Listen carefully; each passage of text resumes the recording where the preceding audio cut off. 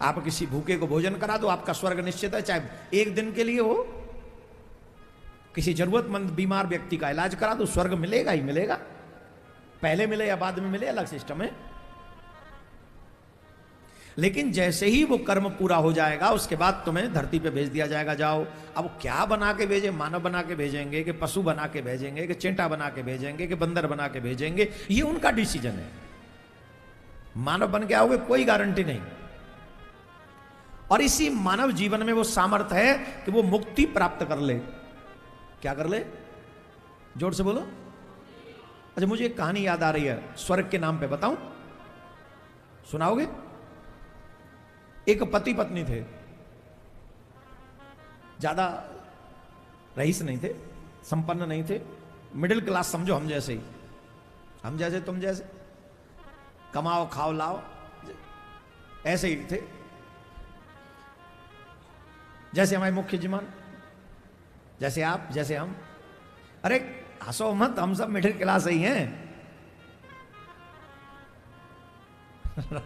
लोग हंस रहे हैं, बड़ा गजब है, विश्वास नहीं करते लोग। चलो मत करो। तो ऐसे ही पति पत्नी दोनों अच्छे थे, दोनों में आपस में बहुत अच्छी अंडरस्टैंडिंग थी।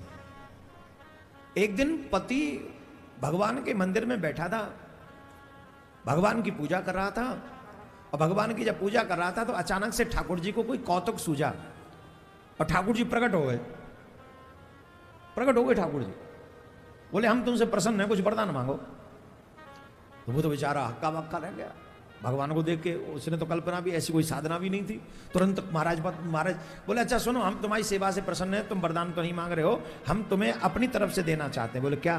बोले तुम्हारा शेष जीवन में से आधा जीवन राज सुख भोगते, मतलब अमीरी में सुख सुविधाओं के साथ बहुत संपन्न व्यक्ति की तरह बीतेगा, और आधा जीवन दुख मतलब गरीबी में बीतेगा। अब सिर्फ तुम ये बताओ कि अमीरी पहले चाहिए कि गरीबी? तो उसने कहा महाराज जरा रिलैक्स, वेट करना पड़ेगा आपको। बोले क्यों वेट करना पड़ेगा? बोले देखो हमारी पत्नी हमें बड़ा प्रोत्साहन देती है, पूजा करो पूजा करो। तो हम पत्नी से पूछा, हमें पति भी आज्ञाकारी थे, होना चाहिए, अच्छी बात पूछ लेनी चाहिए। पत्नियों से धर्म के विषय में जरूर सलाह लेनी चाहिए।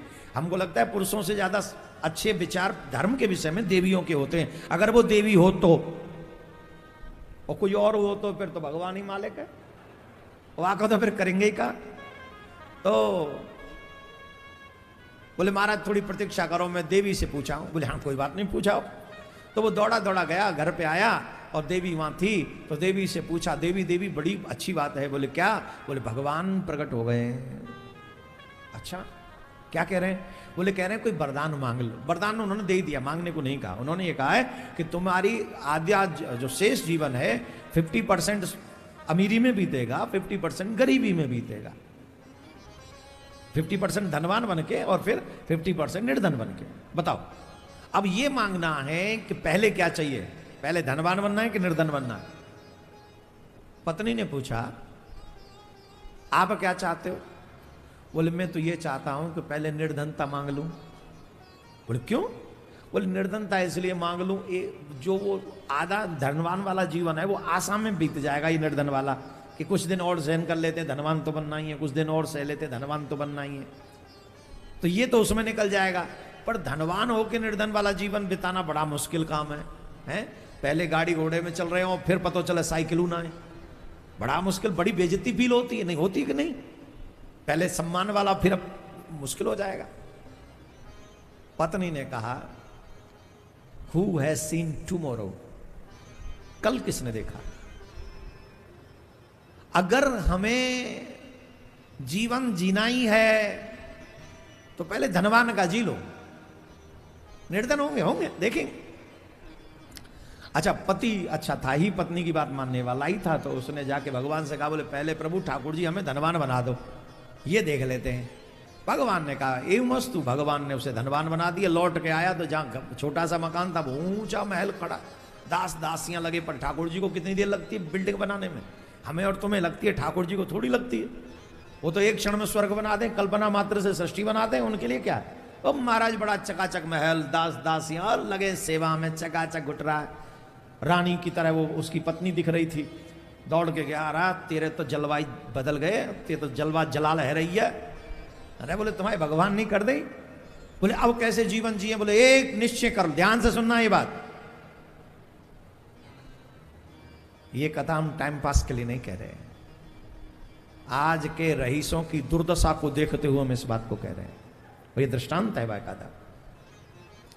पत्नी से पति ने कहा कि अभी इसके आगे जीवन कैसे जीना है? बोले एक नियम बना लो। बोले क्या? बोले जो हम अपने लिए आज के बाद लाएंगे वो एक गरीब को भी वही चीज गिफ्ट करेंगे। किसी भी आवश्यकता वाले व्यक्ति को अपने द्वार से निराश नहीं जाने देंगे, उनकी सहायता करेंगे, उनकी हेल्प करें और बस यही जीवन जिए। भगवान की पूजा करते थे, करते रहेंगे। बोले ठीक है। अब तो महाराज उसने ऐसा ही जीवन जिया, अपने लिए वस्त्र लाए तो उसके लिए गरीब को भी वस्त्र पहनाए, सुंदर सुंदर भोजन करे तो नित्य एक गरीब को भोजन ही कराए, जैसा करे वैसा कराए। कहीं आना जाना हो तो किसी को भी यात्रा पे भेज दे कि आप भी यात्रा कराओ, उसे धन दे दे उतना। कोई बीमार, कोई हारी बीमारी उसके द्वार पर पहुंच जाए, उसको वो अपने उस धन से सहयोग कर दे कि जाओ तुम हेल्प करो, तुम अपना इलाज करा लो। ऐसे ही करते करते करते करते उसका वो समय निकल गया और मंदिर उसने जाना नहीं छोड़ा। मंदिर नित्य पूजा करता था। एक दिन पूजा कर रहा था, भगवान फिर अचानक से प्रकट हो गए। झट समझ गया कि अब ये अच्छे दिन समाप्त, अब निर्धन वाला समय प्रारंभ हो जाएगा। तो उसने मुस्कुराते हुए कहा, प्रणाम करता हूं आपको, कृष्णाय वासुदेवाय हरे परमात्मने प्रणत क्लेशनाशाय गोविंदाय नमो नमः, नमस्तुभ्यम वासुदेवाय कृष्णाय। आपको नमस्कार, मैं रेडी हूं सर। क्या? उसने क्या कहा? अब मैं रेडी हूं। काय के लिए? बोले निर्धन बनने के लिए। भगवान मुस्कुराए, तुझे क्या लगता आज से तू निर्धन होना है? निर्धन तो तुझे 10 वर्ष पहले ही हो जाना था। तेरा जो अच्छा समय था 15-20 साल का, वो तो 10 साल पहले ही निकल गया। फिर अब बोले तूने धनवान होकर भी अहंकार का जीवन नहीं जिया, निर्धनों की सेवा की, इसलिए तेरा निर्धन का जीवन कैंसिल कर दिया। अब तू निर्धन नहीं होगा, कैंसिल है। आजकल धनवानों की दुर्दशा क्या है? जो धनवान हो जाते हैं सबसे पहला काम वो मंदिर मंदिर जाना बंद कर देते हैं, कि धनवान हो गए ना। जाना कहां प्रारंभ करते हैं? डिस्को थे, मूवी थिएटर, मदिरालय, जुआलय और न जाने। अरे यहां छोड़ो, यहां से छोड़ के जुआ खेलने नेपाल जाते हैं लोग, धनवान लोग। नेपाल, विदेशों में वो कौन सा गोवा क्या है, वहां कसिनो खेलने जाते हैं। जाते हैं, गोवा ही है शायद, आई थिंक। मैं कभी गया नहीं गोवा, आज तक नहीं गया टिल टुडे। तो जुआ खेलने जाते हैं। अब जब धनवान होने के बाद बुरे काम करेंगे तो निर्धन हम भी होंगे और आने वाली पीढ़ी भी होगी। जितने भी संपन्न लोग हैं जो चाहते हैं कि जीवन में हम कभी निर्धन ना हो, हमारे आने वाली पीढ़ी कभी निर्धन ना हो, तो एक शर्त लगा लो अपने आप से, एक बुरे रास्ते पे जाएंगे नहीं, और दूसरा जरूरतमंद को निराश नहीं जाने देंगे अपने द्वार से। हम दावे से कहते हैं आपके जीवन में कभी निर्धनता नहीं आएगी।